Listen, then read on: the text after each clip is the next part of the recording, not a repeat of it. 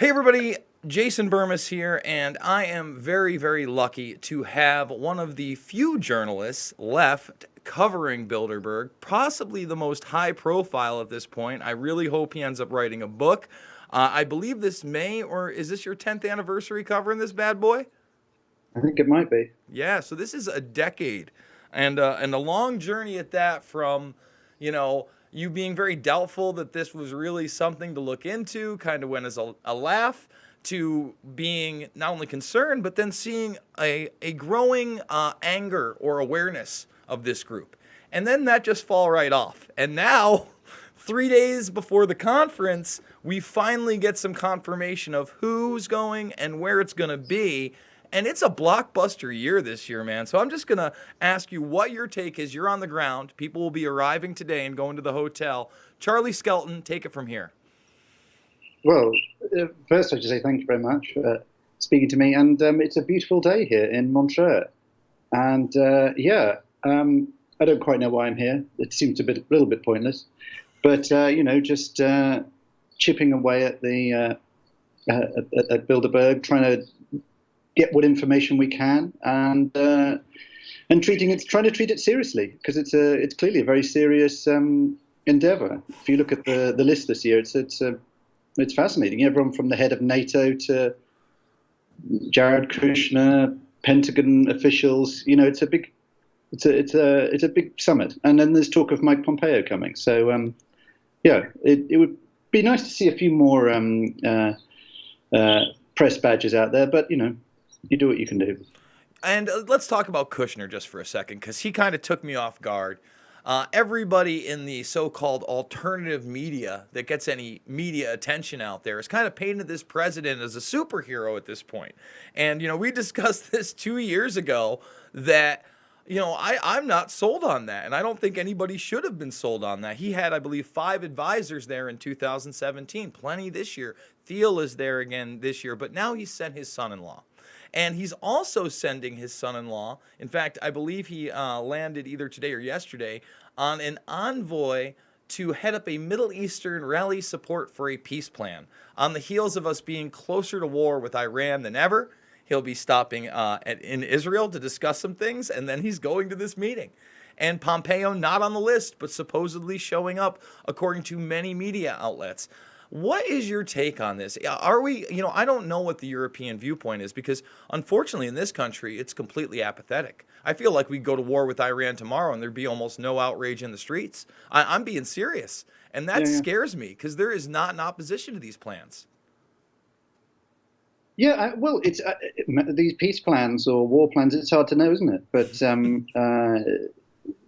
I guess what we do know is that the Trump White House wants to be, part of the strategic world order, or whatever they're calling it here at Bilderberg on the agenda.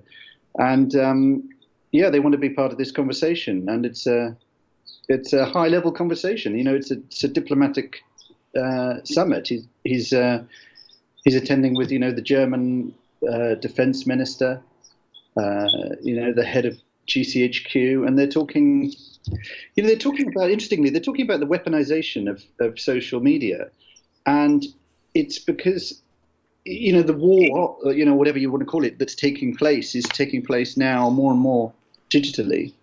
And so any of these strategic decisions and conversations that's taking place have to kind of fold in the digital realm. And so you also see, that reflected in the list of the people who are coming. I am so glad you brought that up, because that is exactly what I wanted to transition to. So you have this new Peter Singer character going to be there, but Jared Cohen, who wrote a book with Eric Schmidt, that I actually picked up about 4 years ago in the dollar bin, because I saw the title, and he wrote it with Eric Schmidt, who is now returning on the list. I doubt he wasn't at least teleconferencing in the past couple of years if he wasn't there and not on the list, but returning officially on the list. He wrote a book called The New Digital Age, Reshaping the Future of People, Nations, and Businesses. Now, if that's not an outline for what this type of meeting is and does, I don't know what is. And Cohen himself is a big proponent of regime change through cyber attacks, through cyber warfare. And yes, that is on the agenda. That's another big thing. You know, Charlie, other than the technology, go ahead. Sorry, can I just say on the subject of Eric Schmidt, I think he's a really interesting character, and you can see he's slightly positioning himself as a kind of ideological heir to Kissinger. There's that Google fireside chat you can watch on YouTube with him and Kissinger from a few years ago, and what he's doing since leaving Google is he's now heading up two Pentagon boards. He's the head of the Defense Innovation Board, and of which there's 3 members here this year, and also he's on the new AI advisory board. He's chairman of that. So he's kind of putting himself in the role of a senior kind of straddling government. And bringing in his lieutenants into, like Jared Cohen into the fold, and he's one of the more interesting kind of serious heavyweight figures at Bilderberg, and deserves a bit more attention.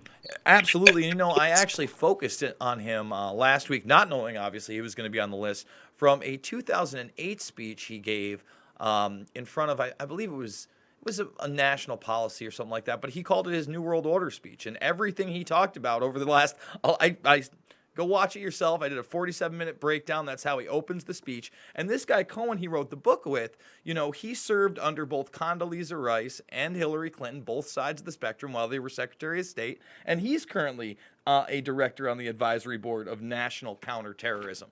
So, these guys are not only intertwined, like you said, with technology, but very much with our defense system, with the military-industrial complex. And that's something that people don't understand. This guy was heading up Alphabet only a couple years ago, steps down from that in the background of the board under a Me Too scandal, apparently. Then now he's just an advisor, but he is, hey, I'm not the one that wrote the articles, Charlie. and then he steps down. Now he's an advisor. And he seems to be almost positioning himself as a PR guy, talking about Dragonfly in the international press. That BBC interview did, make the rounds in America, and he said some pretty provocative things. But I just think that this shows that our integration with the Chinese system of technology is almost inevitable with these people running the show. More track, trace, and database, more surveillance, and more profiling on just about everybody, Charlie. Yeah, and the integration with the defense, it's seamless now. It is part of defense now. So if you look at who's here as well from the Pentagon, you've got the guy who's back again, James Baker, who's the kind of Pentagon's top war gamer. His official sort of Orwellian title is Director, Office of Net Assessment. And you've also got, interestingly, this guy, Matthew Daniels, also from the Pentagon. His job title is New Space and Technology Projects. So you've got a very forward-looking Bilderberg again this year. They've been doing it for a while now. They are very, they're very willing to look at AI and see how that and social media, and see how these things mesh with defense and with the overseeing of the strategic order, as they call it. So it's very the kind of weaponization of social media thing. As you're someone who lives on social media. You suddenly find yourself, you realize you're on a battlefield. It's not some kind of neutral zone where you can chit chat. This is where war is happening. You're in the trenches. Well, I would say this. I'm trying to move away from every other platform other than YouTube, and I'm trying to play by their quote-unquote rules, but I also don't like how the media has framed this as a battle against conservatives. Independent voices like mine, like Luke's, We Are Change, Dan Dick's Press for Truth, are just as heavily hit, and I don't consider myself a conservative. Look, we've spent limited time together, but obviously, I'm no right-wing Republican, and I'm not somebody that just gets behind a political party. And I kind of want to shift over to that, whereas the second half is very technology-based. The first half has a lot to be with turmoil in your neck of the woods. Brexit, May just stepping down. We see a lot of royalty out there. And I would be remiss on the technology point not to point out that CERN is just around the corner. 2 years after they attend for the first time, and we have all these technology people. I'm just saying, Charlie. But back to the European thing. What do you think's happening? I mean, what's the deal? The EU looks like, one of their big, not only goals, but triumphs at one point. It looks in trouble. It is. It's a big deal for Bilderberg and for the kind of European establishment. It's a very big deal. I spoke a few years ago to a former very senior official at the European Commission, who I asked her. I said, well, because this is around the Greece time, sort of collapse, and I said, well, what happens if Greece leaves the EU? And she was like, it doesn't really matter. And I said, well, what happens if Britain leaves the EU? And she went, it would be catastrophic.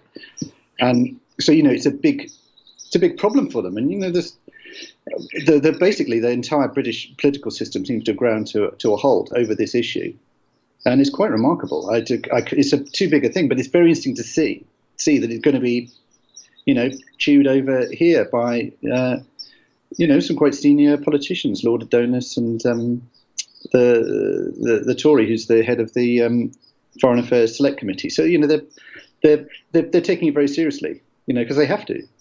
Yeah, I mean, this is their project. Yeah, Boris Johnson, who is supposedly the front runner, he's saying they're leaving in October no matter what if he gets elected.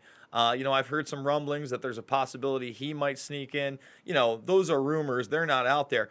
But it does seem with that, plus the yellow vests coming out so heavily against Macron and the government, we're 6 months deep in that. Europe really is in turmoil, I would say. Where do you think the globalists would like to see Europe be in the next 5 years? And, what players inside here can make that happen? Well, they want to see it, nice. They want to see a settled system that is this, they're building this kind of NATO-led counterbalance to Russia, etc. And, they want that to be strong and vibrant and not falling apart at the seams. That's why they're asking these questions. They're going, what if on the agenda? Where is it? I can't remember what the exact phrasing is. Where is Europe going, or something? They're really constantly thinking it out. Because this is the kind of intellectual. It's not just a kind of meeting of a diplomatic meeting. It's also they're rethinking it out. It's a classroom situation. They sit there and they're talking, they're chewing it over, and they're thinking about it, and they're strategizing. It's not a smooth road for them at the moment. So I don't know. The best we can do here is just sit back, watch, and pick up a few crumbs from the table and see what we can see.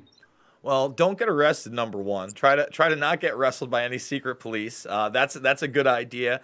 Charlie, I thank you for your time. You want to end with anything? Like, where are we going to see your stuff? Are you going to be on The Guardian this year? I know you got Newsweek last year. Didn't even CNBC pick you up as well? I mean, you did hit a lot of media last year. And kudos to you, man. Kudos to you, brother, because, again, you write very insightful pieces. You're making connections nobody else is. Well, Charlie, I'm serious, man. Very readable stuff. First of all, you're a funny guy. People may not know this, but comedian by heart, a comedian writer, and you make real connections. And no one treats this seriously. It drives me mad, especially with all the work I've put into it the last decade plus, and it must drive you mad as well. What do you say to people? On that, I'll just finish on that because it's a thing which seeing the head of NATO here for the whole time. He's there.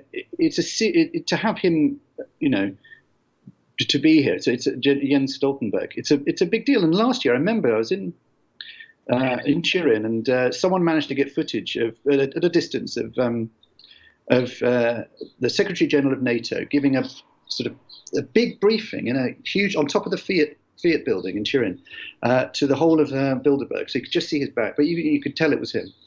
And I'm thinking, this is so weird. It's such a major event to have a briefing, private briefing from the head of NATO about the future of Europe and the transatlantic alliance. And you'd think this would be a thing that would be interesting to serious newspapers.